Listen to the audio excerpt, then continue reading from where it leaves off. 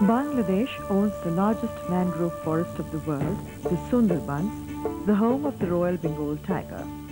About 6,000 square kilometers of deltaic swarms along the coastal belt of Khulna.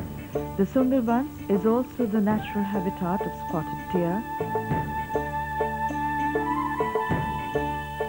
crocodiles, monkeys, lizards, otters, tortoises, and different species of birds, making it a paradise for the lovers of nature.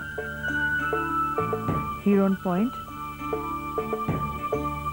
Kotka, and Dubla Chor are the areas where the visitors may have glimpses of the life and living of fishermen, bawalis, and other working professionals in the forest. This wildlife sanctuary is a declared World